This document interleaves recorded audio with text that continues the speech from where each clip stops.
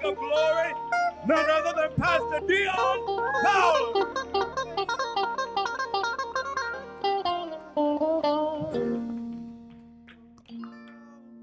Welcome to the house of the Lord. It's good to be here. It's good to be in His presence. You don't have to be a prophet to know that the Spirit of the Lord is in this place. That's right. Brother Mike, you keep embracing that. Keep embracing that. I think you know that I'm not one to prod you. I don't push you. I don't provoke you. I want you to be organic in your worship. I want you to be organic in your service to the Lord. The term I like to use is on our own accord. As compared to being a cheerleader. We're not here to be cheerleaders. We're here to worship the Lord. And the presence of God is in this place. And with that being said, it's easy when His presence is here. But we're also respectful of your time. So if we can, there's a balance between living in this world, in this body, and the presence of the Lord. We would love to just dive into His presence and stay there. But that's not reality. But we do glimpse it for a moment. The Bible says we taste of heaven. One day in His courts is what? Better than thousands elsewhere. Better than 1,000 at State Farm Stadium. Okay, I just lost some viewers. You're going to see the numbers go down. We're going to read three short scriptures, and then you may be seated. Romans 8:35 to 38. Who shall separate us from the love of Christ? Question mark. Shall tribulation or distress or persecution or famine or nakedness or peril or sword? As it is written, for thy sake we are killed all the day long. We are counted as sheep for the slaughter. And then he says, nay, in all these things we are more than conquerors through Him that loved us. You may be seated. Last week we talked about the win, and today I want to talk about how to win.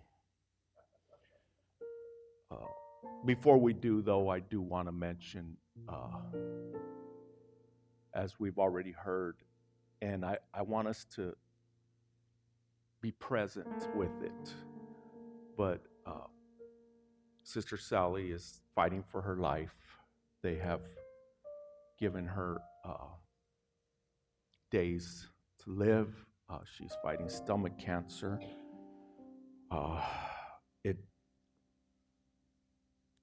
It moves me that she fought through these doors, and she would sit here in all of her pain and weakness and come to the house of the Lord. And I know some people would see it as defeat, but it's not defeat. It's victory. And I know the family is hurting, and I understand that, and they will hurt. But for her, it's victory. Because what does the Bible say? To live is Christ. To die is a gain. So I want to talk about how to win. And I know I share stories. I'm going to share another one. But I share it for application and illustrations. Well, when I was a young boy, I started playing organized basketball. And I played for another team that I think one of my mother's friends told her about, and I joined the team, and we traveled, and one of the coaches was very, very difficult, very hard, I still remember. It wasn't an enjoyable experience because of this coach. The following year, I asked my dad to if he can coach the next season in the city league, and he did. So we joined the city league. We uh, I think we had like 15 players, which is a lot, and we were in the season, and we were winning quite a bit, and we got to the championship game. And some of the boys on the team were complaining about their touches, how much they got to touch the ball.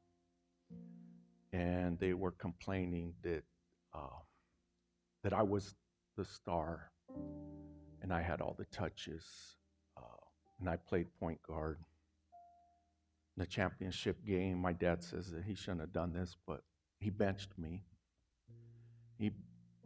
So I was benched, and I remember sitting on the first seat of the bench watching the team, and they proceeded to lose and fall behind. We proceeded to lose, and then I still remember at halftime, my dad looked at them and said, "Are you ready for him to get back in the game?"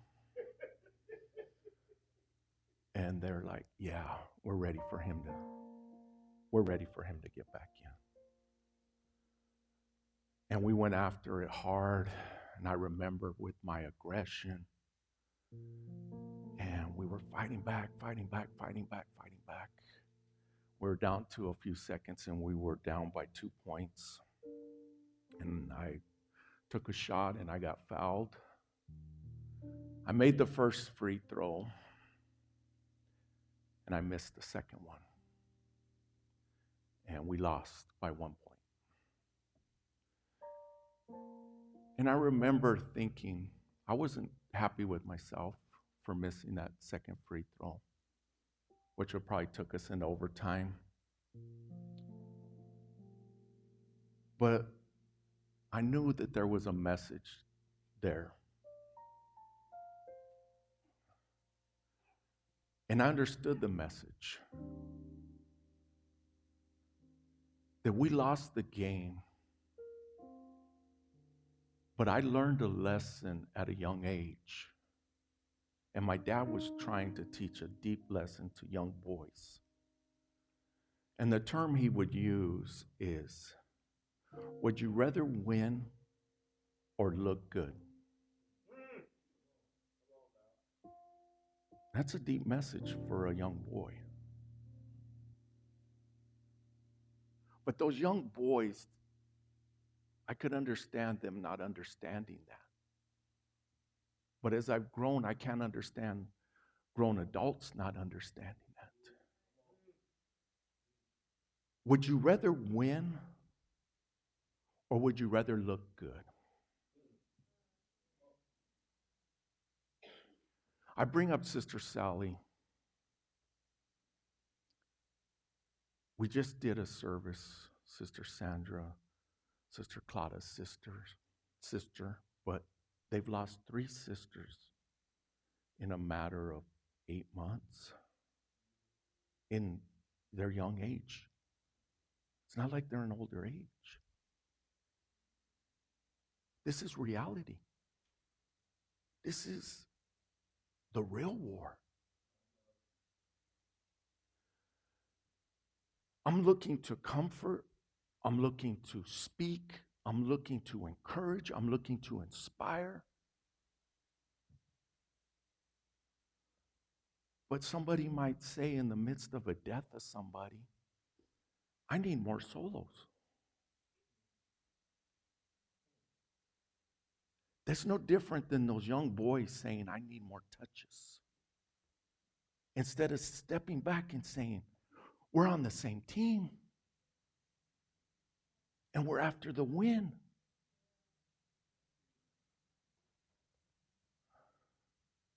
I didn't want to be point guard. I preferred shooting guard. I never desired to be the quarterback. Never attempted to be quarterback. Never went out to be quarterback. Playing baseball, I never desired to pitch, even though I pitched as a backup pitcher almost every season I played. The last season I played baseball in high school, and I had moved here at that point, so I didn't know all the kids on the team. And they needed a backup catcher, so I was a backup catcher. Occasionally they needed a pitcher, I would pitch. If somebody in the infield, something happened, I would play their position. If everybody was healthy in there, then I would play in the outfield. Why am I sharing this? Because I was just happy and satisfied being part of the team. I was a little surprised when the All-Stars came out and there was two of us from our team, which the starting catcher and myself made the All-Star team, which is kind of unusual for myself being that I was all over the field. At that time, though, I kind of stopped listening to my dad about hot dogging. He never allowed me to hot dog, but I started hot dogging. I think it did help for me to make the All-Star team. But I did it because I was new to the area and I was like, I know how this works at this point. Like it or not, flashy. But I was happy being part of the team.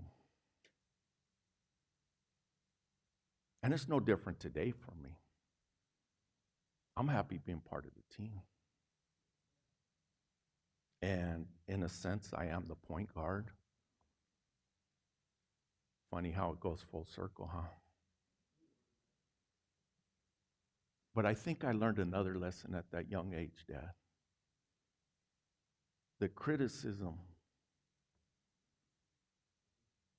means very little to me. I didn't have my feelings hurt. I didn't cry. I wasn't mad at the other guys. I remember just thinking, hey, I'm trying to help you here. I'm just trying to help you win. That's all I'm trying to do.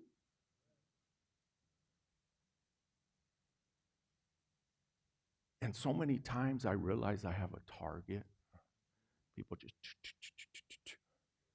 But a strange thing happened this week. Strange thing. Monday, Medea calls me and she says, Dad. And I'm like, yeah. She said, me and Lexi felt the presence of the Lord so strong. We started praying. Lexi started speaking in Hebrew. She goes, the presence of the Lord is so strong.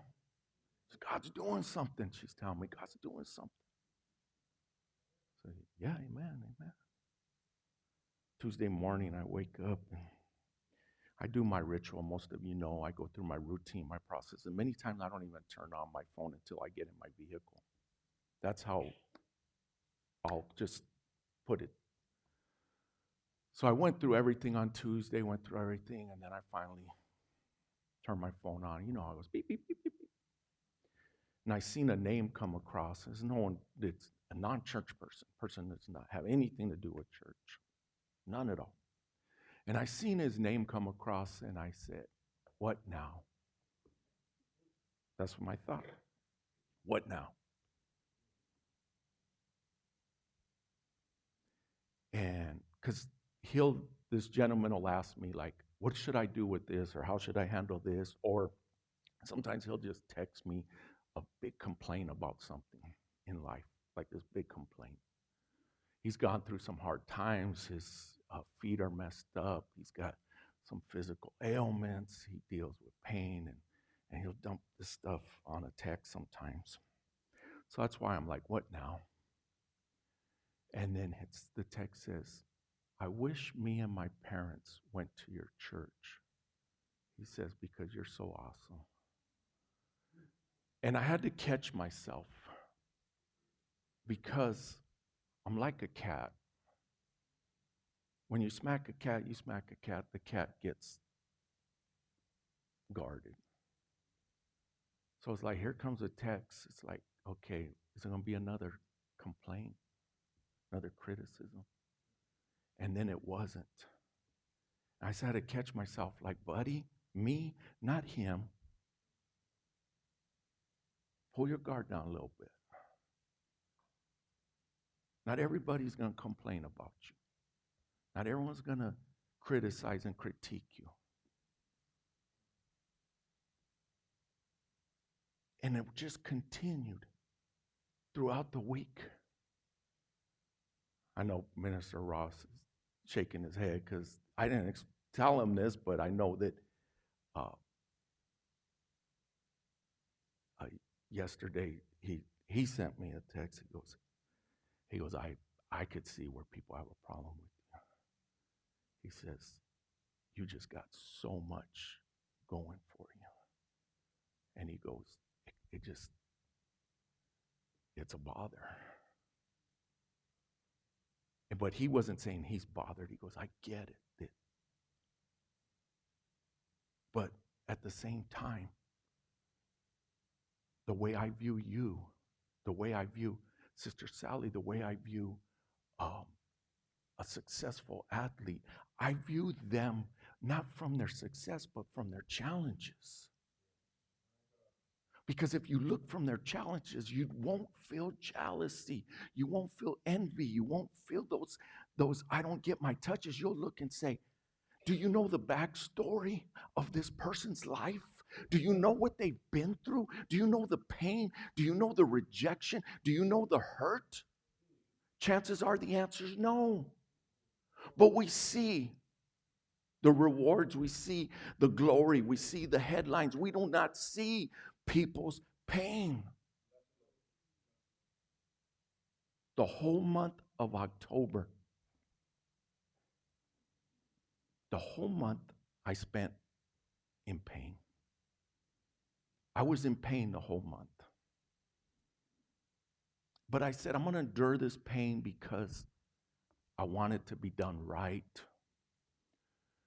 And it turns out there's two things I do when I'm one thinking, the other when I'm under pressure, and I'll say under pressure.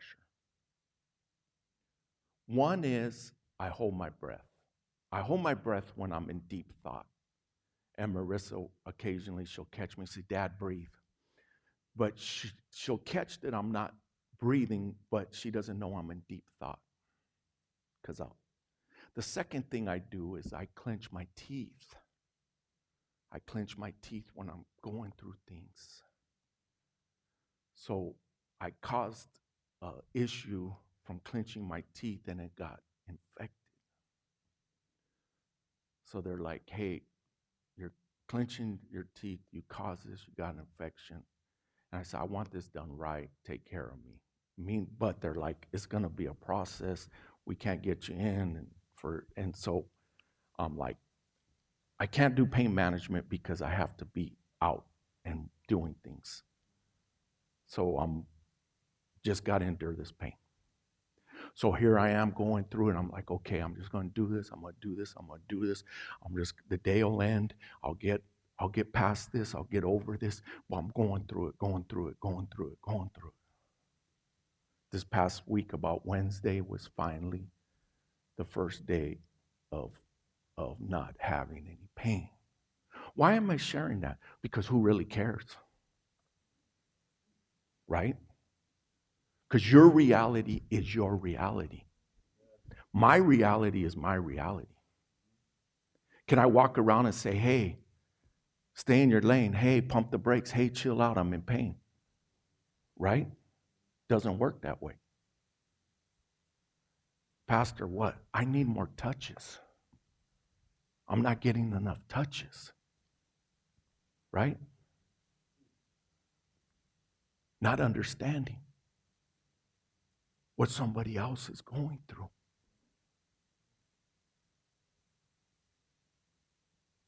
See, we see God's favor on people, but do we know what the backstory is? And how many people would make the statement that this person over here, this person over there is unworthy? And my statement to that, and you will know this, well, who is worthy? We said that last week. But what is that? And I'm sure that one of the reasons my dad benched me was because he wanted to be known. This isn't because he's my son. In fact, if anyone could have had a video back then, my dad was way harder on me than he was on anybody else. And that is not an exaggeration. My dad was extremely hard on me, not easier on me. He expected more from me. He expected me to work harder than everyone else, not because I was going to be easy or it was the opposite. It's like, no, and I remember one day on our baseball team, and I don't know what happened, but I rode my bike. I had my mitt, and I showed up a few minutes late to baseball practice. My dad just ripped me. I was a young boy and made me run laps. Like, boom, you're running laps in front of the whole team. And it was still pretty, we weren't even like into the practice yet. It wasn't, but it was like, no, you're not showing up late. Young boy, my bike, I probably just got kind of distracted somewhere along that day. Well, he used to tell me I was a horrible practicer. Because he used to say I was a gamer. The bigger the game, the more I showed up. But practice, he used to get frustrated with me. But it was attention I'd have a problem with in practice. But it wasn't easier. He made it harder. He demanded more from me. But people don't see that. They don't understand. What is the cost? What is the cost? Devin called me this week, my son, and he's like, Dad, he says, the presence of the Lord is just so strong. He says, when I pray, I could feel God. He goes, he's doing something. He's moving. He's moving.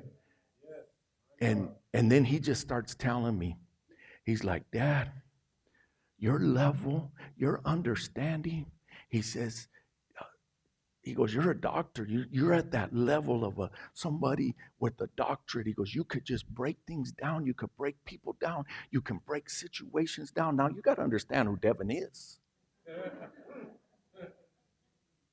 For Devin to say this, because most of his life it was, Dad, you don't know what you're saying. You don't know what you're saying, Dad. All the time. But all of a sudden, and then he's just like, Dad, God's blessed me with a good job.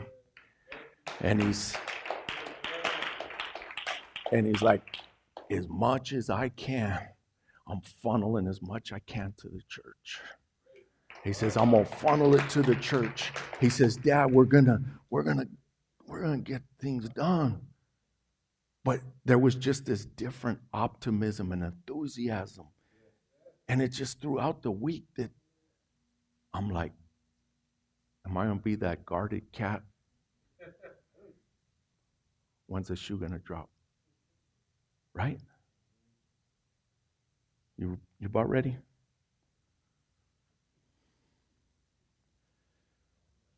Yeah, it's all right. But I'm being vulnerable to you, and I'm being transparent, not for therapeutic reasons, but for your life.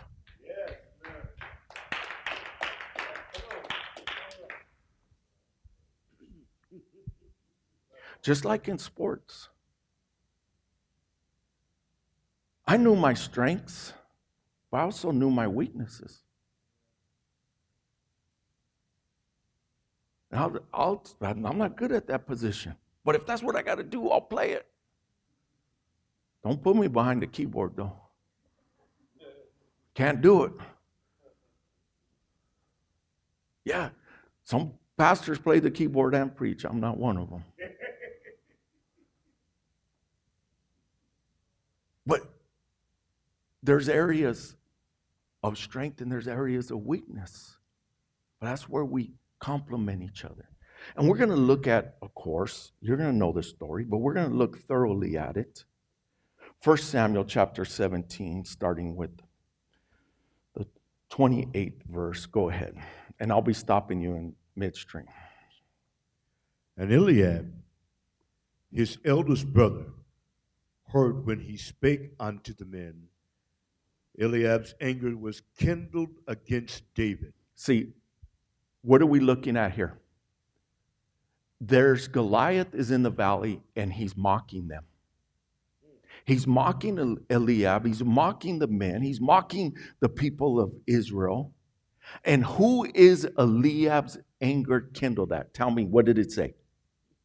Kindled against David. Kindled against David. There's a fight in front of him. He has now lost. He lost. Why? Because there's a fight in front of him. And what was he of the brothers? The oldest. He was the man that's already got man muscles. David doesn't have man muscles at this point.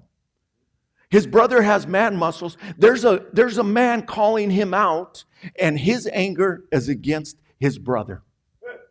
Is there a lesson there? See, when we don't see who we should be fighting, and we're fighting each other, we lose. Amen. You know how you blame the devil? The devil says, I'm going on vacation. They'll just eat each other up. Keep reading.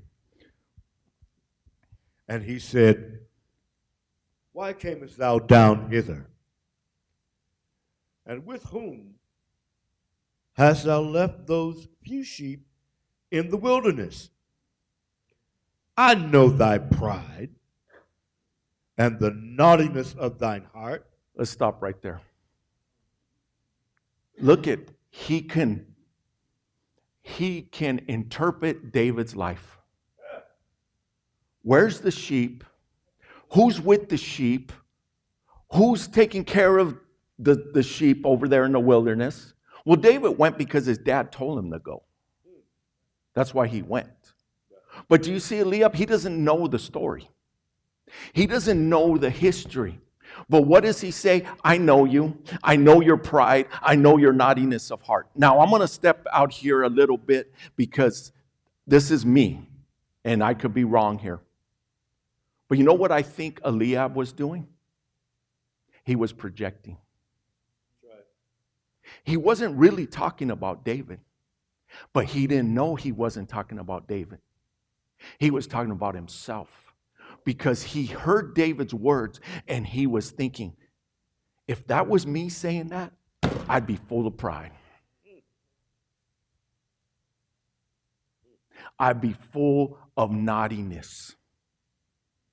My heart would be dark. But he didn't own it. He threw it on his younger brother. Yes. Projection.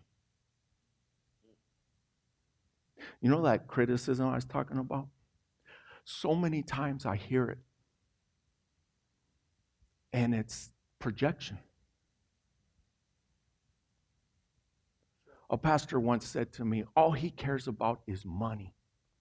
That's all that he cares about. His whole focus is money.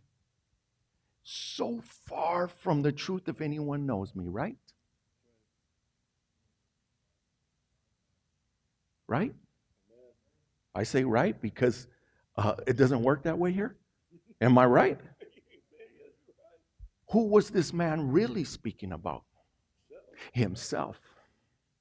Do you see that? Why would he even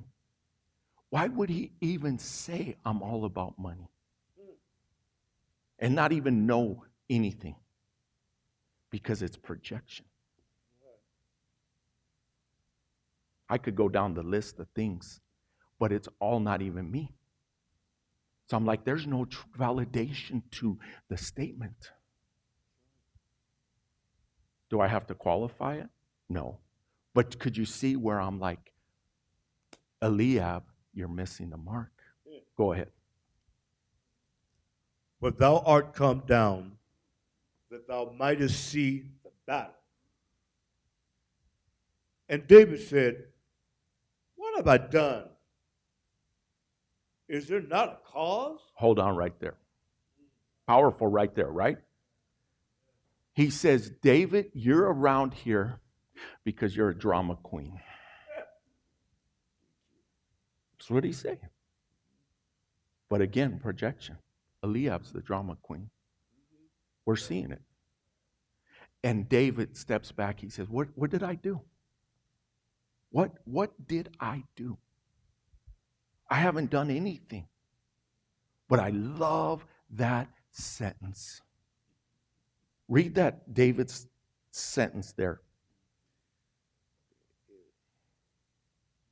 And he turned from him toward another.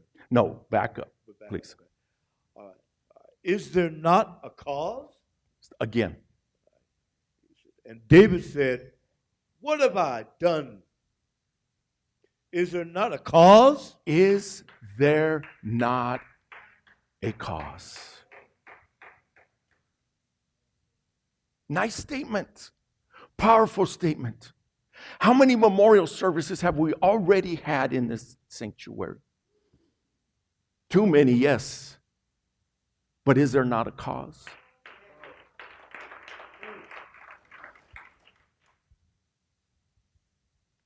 I'm pausing because getting this last one, going through it, and I know Sister Claudia was her sister, and she was stressed and she was worried, and we were just trying to tell her, we'll get through this, we'll get through this, we'll get through this, and we're going through the service, and I step up here, and the family's all there, and tears are being shed, and I'm just like, I have to be a gamer. I have to be on point. I have to be focused. And I proceeded to do the service, and I ministered. I spoke out. I talked to different ones in the congregation. The family was broken. I shared some stories. They broke out in laughter because I had to share a story about Milena the last time she was here. I'll just tell you what I told them. Leo made his way out, and she screamed, and I had to go get her, and I had to put my arm around her, Leo the cat, and I had to say, oh, it's okay, I'll protect you. But I was trying not to laugh, and because I said, it's okay, we'll take care of it. But they all started laughing because they could see it, they can understand the thing, but the cries and the laughs and going through it. And then later on, I got a phone call. And it was Sister Maria. She said the family said that everything was perfect. Amen.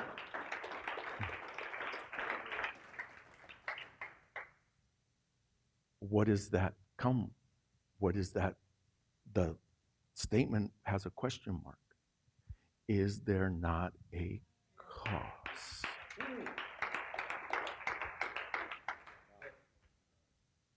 Do you see? If I get distracted with all the flying bullets, I couldn't be present. I'm not talking literally. I'm talking figuratively. I wouldn't be present. Right. I know your pride. I know your naughtiness of heart. If I took that in, I lose. I lose. I don't lose the battle, I lose the war.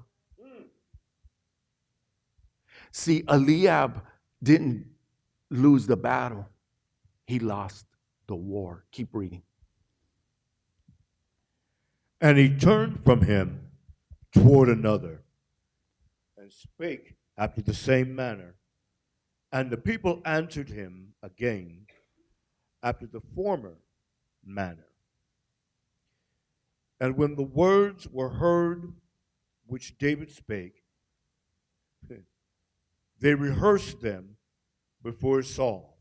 Now, quickly, what he's saying is, David said, is there not a cause? There's a battle, there's a fight, there's a war.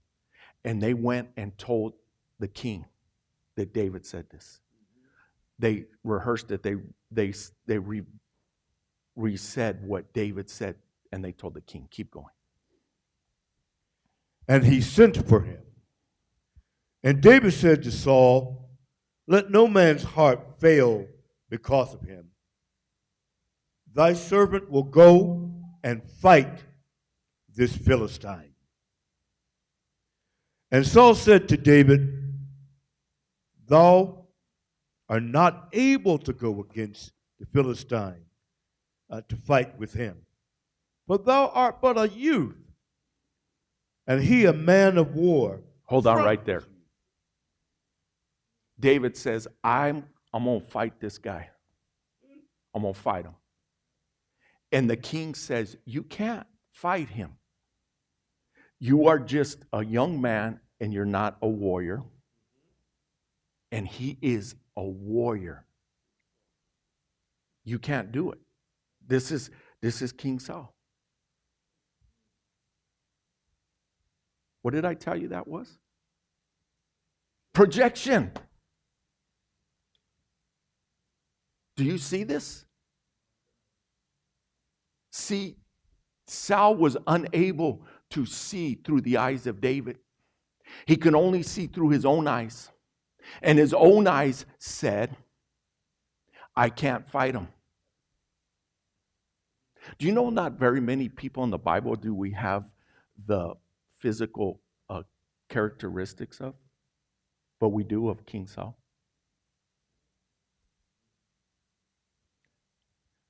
Do you know how tall he was?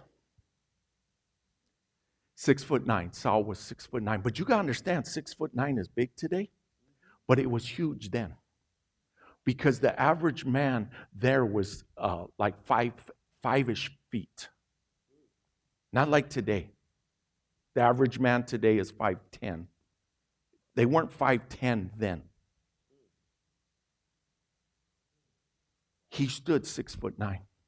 What was another characteristic on his outward that the Bible tells us? That he was good looking. The Bible says King Saul was a handsome man that stood 6'9". King David wasn't small either, but he wasn't like that. King David would have just been a little bit above average. But the Bible tells us King Saul was like, when the men stood, King Saul stood a head above them. So like all the heads of the men would be like this, and King Saul's head would be like this. And not only that, he was a good-looking man. Do you see this? He had an appearance. But when push came to shove, and he said, you can't win. Why? Because it was him that couldn't win. Be careful when someone tells you you can't win. Because that's their reality. Remember I told you? What's today's message? How to win. See, these are crucial things that you have to have. Because if a man is going to come to you and tell you, you can't win, you can't do it. You can't reach that point. But who are they prophesying about? They're prophesying about themselves. Keep going. And David said unto Saul, thy servant kept his father's sheep. There came a lion and a bear, and took the lamb out of the flock. And I went out after him, and smote him, and delivered it out of his mouth. And when he arose against me, I caught him by his beard, and smote him, and slew him. Let's stop right there. I see some of you already got it. You can't win. And David's like, wait. I went through this situation, and God brought me through. Yeah. He made a way where there seemed to be no way. Yeah. There was a time that I was between a rock and a hard place. I didn't know what I was going to do. And I slew that bear. I slew that lion. I went to that lion. He had a sheep in his mouth. And I grabbed that lion by his beard.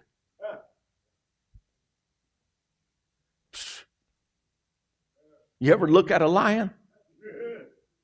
And David went and he grabbed the lion by the beard, pulled his jaws open, pulled the sheep out. And this king, good looking, 6'9", muscular, couldn't stand up. And David says, let me tell you a little story. Why did I share the sports story that some of you may not want to hear? Because I have lost a lot of battles in my life. And I choose to lose some battles. I choose to lose them. Yes. Why? Because I want to win the war. Yes. Because I want to win the war.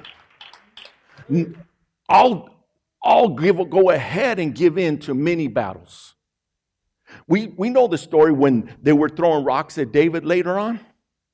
And one of his soldiers said, I can go take his head off. And David goes, I ain't going to waste my time. Let it go. This same man that killed the lion, the bear, and we know what happens in the future in this story, but some guy's telling him, you're a murderer, David. You're scoundrelous. He's criticizing David as a king already. David became king, and he's throwing rocks at him and calling him names. And David ignores them. He says, who's to say that God's not doing this, allowing it, he said. David killed the bear. David killed the lion. We know that he's a man of war. We know that he's a warrior. But he learned through his trials. He learned through what happened that God can give him the victory. Yes. Hallelujah. I've played sports with some very good athletes, great athletes, and they didn't know how to win. Couldn't win with them. Arena football, ASU football, NFL football, and couldn't win a flag football game. Why?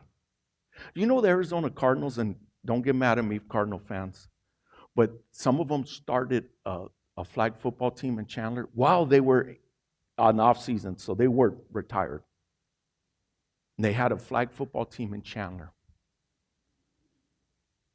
They lost. You know who they lost to?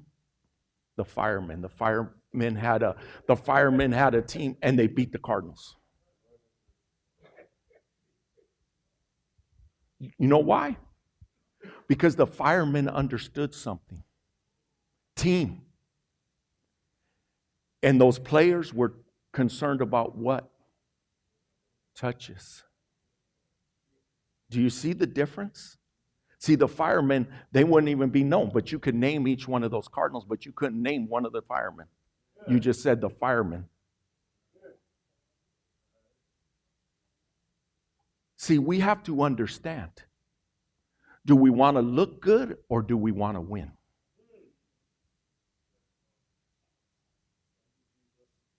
Did you just turn my mic off?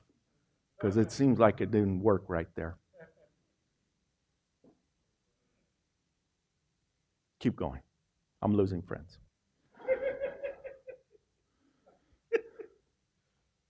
Thy servant slew both the lion and the bear. And this uncircumcised Philistine shall be as one of them, seeing he has defiled the armies of the living God. And David said, moreover, the Lord that delivered me out of the paw of the lion and out of the paw of the bear, he will deliver me out of the hand of this Philistine. And Saul said unto David, go, and the Lord be with thee. We're going to stop there on that. Do you know that we see this as David's fight? This is how we view it in history. But do you know whose fight it should have been? Saul should have been the one that went down there. He was king. Saul should have went. What if he would have lost? What if he would have lost? Let's just say hypothetically, what if he would have lost? Can we say that? Guess what? For Saul, he would have been better off losing there. Because his whole life was lost. Because he forfeited there, he continued to forfeit. See, when somebody quits, they become quitters. When somebody continues to lose, they continue to lose. See, David continued to win, and Saul continued to lose. Saul said David couldn't win, and Saul prophesied into his own life, and Saul never won again. David did. His biggest loss, which people don't realize, was that when it was time to put the hands to the plow, he didn't show up. That was his loss. It turned into murder. It turned into adultery. Saul eventually tried to kill David. David wouldn't fight him. David would not fight Saul. He even proved to Saul, and he cut off a piece of his skirt when he was asleep and ran up on the hill and yelled and said, "Look it, I could have killed you." He says, "You and your big, bad, handsome 6'9" frame, I could have killed you. And I didn't. The guy throwing rocks, he could have killed him and he didn't. And eventually his own son rose up against him. And what did David do? I'm not touching him. Do you remember Eliab? He thought his fight was against David. He lost. The guy throwing rocks, he loses. Saul loses. And guess who else lost? Absalom lost. Absalom should have just been happy being part of the team. Absalom eventually got killed by one of David's men. And David told him, don't do it. But he killed him. But Absalom lost. Saul lost. And eventually that man lost too that killed Absalom. He lost too. You know why? Because David said, that ain't your fight. That's what he told him, but he didn't listen to him. Eliab, he lost. Because he was more concerned about David's naughty and prideful heart. Yes, wow. Projection. Projection.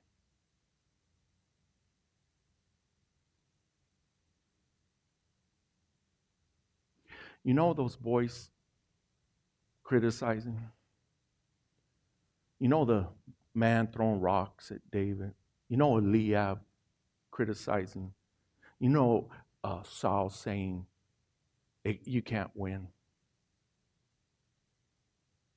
How many times when somebody says something about you, it's really not about you?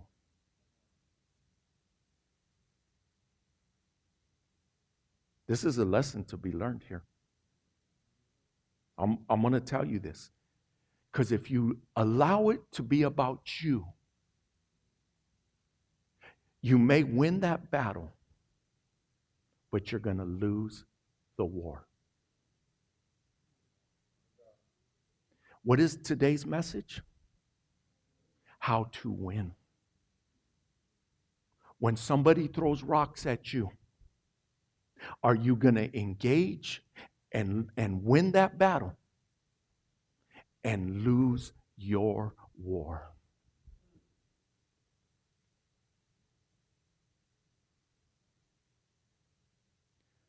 When we had our team, our church team, and we were playing in the championship, And we were driving the ball, and I ran into the huddle. And I told the guys, I said, I'm going to go in as a decoy. I said, I'm going to go in a decoy, and I know what's going to happen. They're going to double team me. I go, I want 3 of you to run across to the end zone. And I go, 1 of you is going to come wide open. But I went in there as a decoy.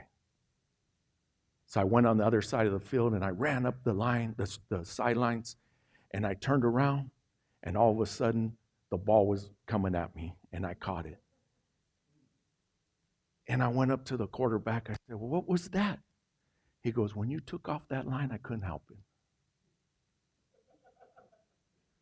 He says, you blew past those guys. I just had to throw you the ball. And the guys, and they go, man, you just blew by us. And my whole goal was for somebody else. Yes, I wanted one of the guys to catch the ball. And I purposely went in as a decoy. And I remember the smile on his face, the quarterback. He came to the sideline. He just looked at me. But I know what his thinking was. He was like, you know what? I'm going to give you the touch. But I wasn't looking for the touch. Brother Mike, it brings cheerfulness to my heart to watch you minister like that.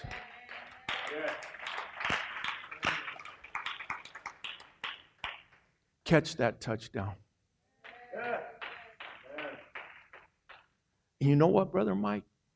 If you need a blocker, I'm happy to wear 77 on the line and block for you. And if after service people go up to you and say, you know what? Good job, Brother Mike. And nobody says anything about me.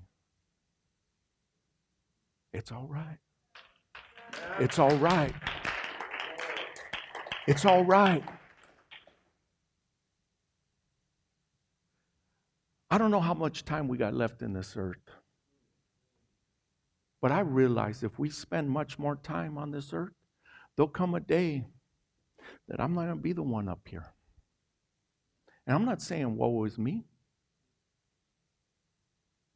Whoever that is, everyone's going to have a hard time being that person's biggest supporter. Because I'll probably be him and whoever his mother is. We're going to be going together. Who's going to be the bigger supporter of that person? Whoever it is. And I look back, or I look forward, I should say, and I'll be like, hey, let me tell you a story here. Come over here. There was a bear one time. Sister Maria, come over here. Remember? You remember that time? And they said it couldn't be done. You remember that time there was 3.3 acres on vineyard? And everybody's like, that can't be done. There's no way. $1.5 million.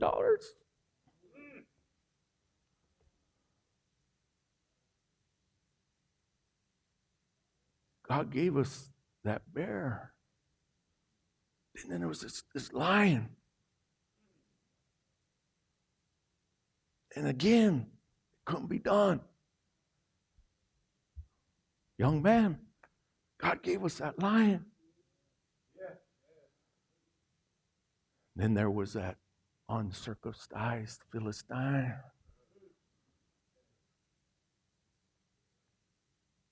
And in the name of the Lord, David said, the name of the Lord.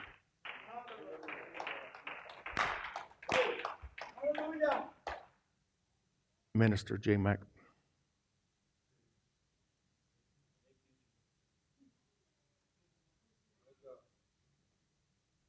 Do you want to win the battle or do you want to win the war? Because if you want to win the war, Brother Danny, you got to lose some battles. Because if you try and win every battle, you're going to lose the war. You know why you're going to lose the war? Because you're going to get distracted. You get distracted. You focus on the wrong thing. I'm ministering now.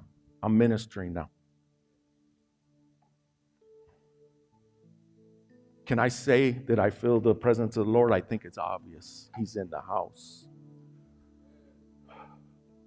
This is our sanctuary. These walls are our sanctuary. We come together, and this is our sanctuary. This is where we recharge. This is where we rest. This is where we find peace. This is where we encourage each other. This is where we get Brother Mike lighting a fire under us. And I'm not talking about the rest of the teams, not either. I'm just pointing out, because I'm looking at him. He was the baby, right? He was the baby, and I'm like, he's growing man muscles, right? I'm sitting there, and you know how I felt? I felt like a dad watching his son hit that ball down the middle between the center and the left fielder and going around them bases. That's what I felt like. Because all I've tried to do is just encourage him, but I don't pull him to the side and say, hey, man, you need to do this, and you better get your act together. No. And then watch it come out. But this is our sanctuary. This is your sanctuary. But you have to have another sanctuary. Yes, your heart, but somewhere in your life you need to have another sanctuary. It could be your bedroom. It could be your living room. It could be your office. It could be your automobile. It could be your backyard. It could be the green spot in your subdivision. You need to have a spot. You need to have a sanctuary. Well, we raised our family on a cul-de-sac, and there was a green belt right next to our house, set next to the house. Big old green belt with the playground and stuff. I spent many nights in that green belt as a sanctuary, getting ready for a bear, getting ready for a lion. That green belt. That was a sanctuary for me. You need to have a sanctuary outside of this sanctuary. A place that is close to your proximity, that you can go to at any moment. Maybe you're at work, but when you get home, that you're able to access that place. You need to have that sanctuary. You know why? Because when you lay your head down to sleep, all the rock throwing, all the Eliabs, all the Sauls, all the Absaloms, all them have to die. And I don't mean literally die. I mean they have to die to you. They have to die to you. Because if they don't die to you, they go to sleep with you. And if they go to sleep with you, guess what they're going to do? They're going to wake up with you. And then they're going to hang on you. And they're going to be hanger-ons.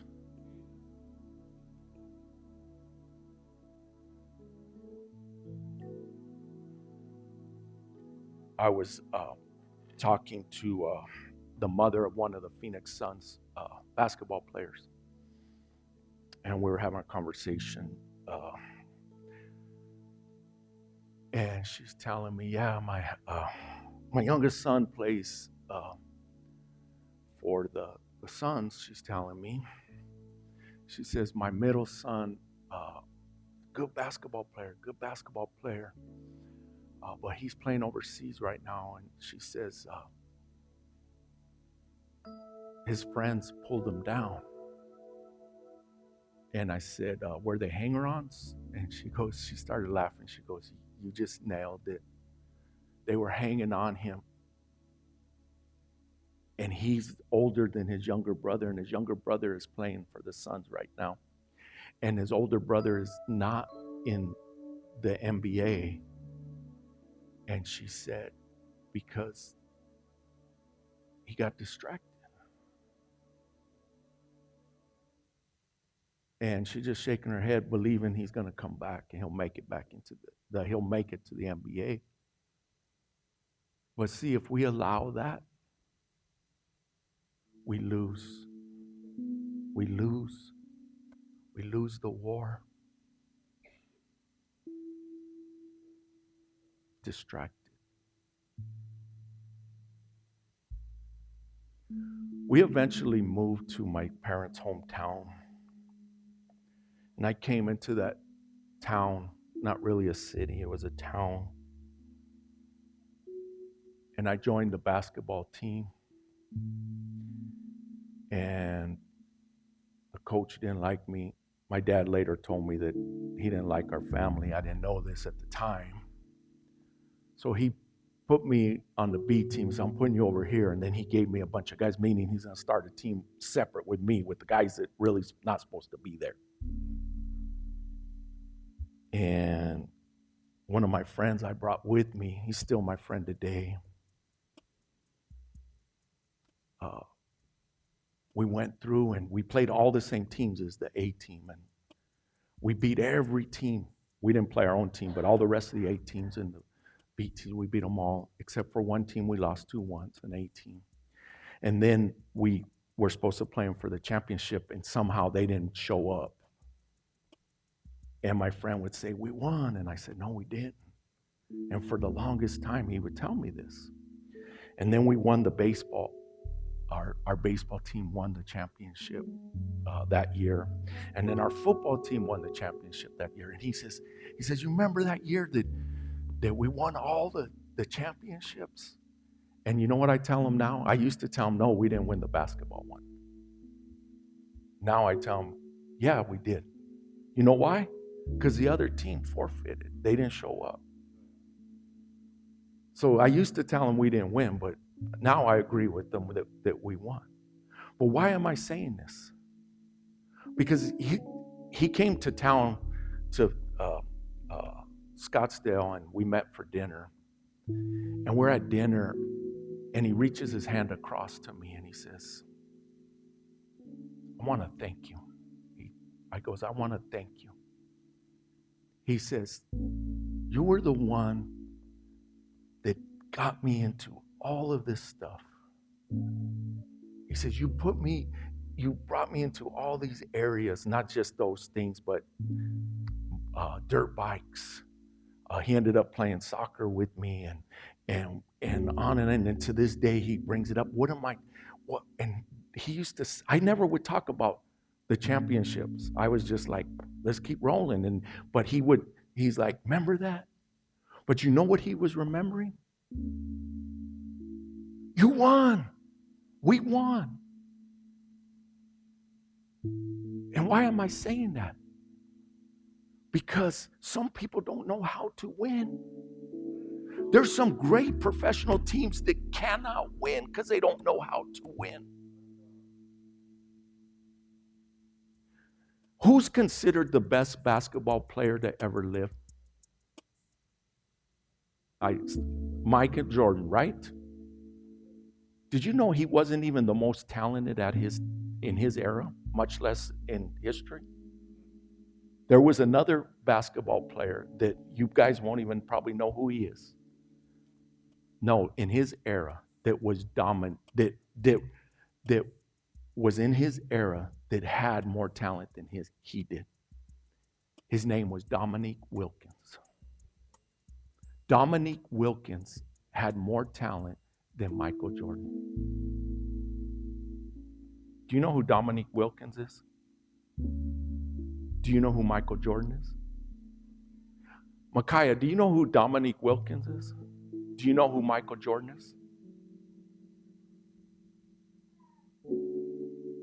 What was the difference? Michael Jordan, he knew how to win. I respect Dominique Wilkins, don't get me wrong. Does anyone know what his nickname was? The human highlight film. That was his nickname. The human highlight film. Micaiah, when you get a chance, YouTube Dominique Wilkins.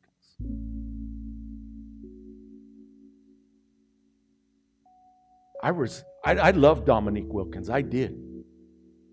I felt for him though. But Michael Jordan, who did he have to go through? He had to go through some guy named Larry Bird. Yes, what was their name? What did they call that group? The Bad Boys. No, the Bad Boys. They would beat him up, and he had to get through them. And then once he got there, who did he have to match up against? Magic Johnson. So first he had to get Larry Bird, then he had to go through the Bad Boys, and then he had to match up with Magic Johnson.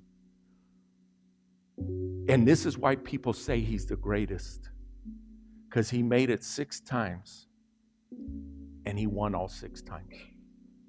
I believe the Suns could have beat him if they would have put KJ on Michael Jordan instead of Dan Marley, but that's another story. They switched it, but it was already too late because Dan Marley wasn't as fast as Kevin Johnson. And then Danny Ainge left a wide open guy he shouldn't have left. He didn't stay in his lane. On and on. But you know what that was? Not knowing how to win.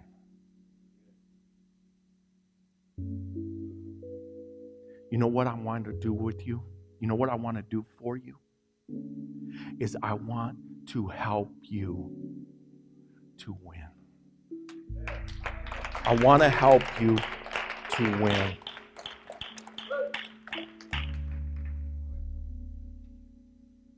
Micaiah, you want to win? Yes. I'm gonna move out of the way. But I spoke to a football team, and some of those players now are in Division I college, and some of them are end up in the pros.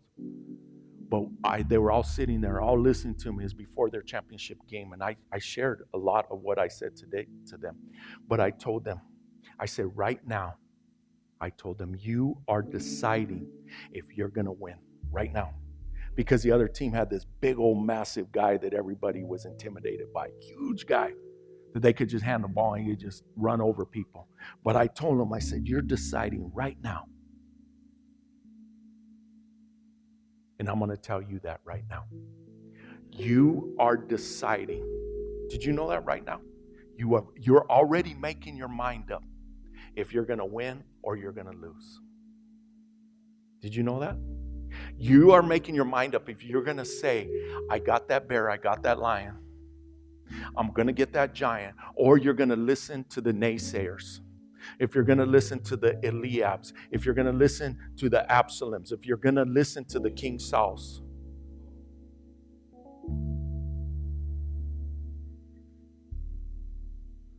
Let's silence the noise and let's get the win.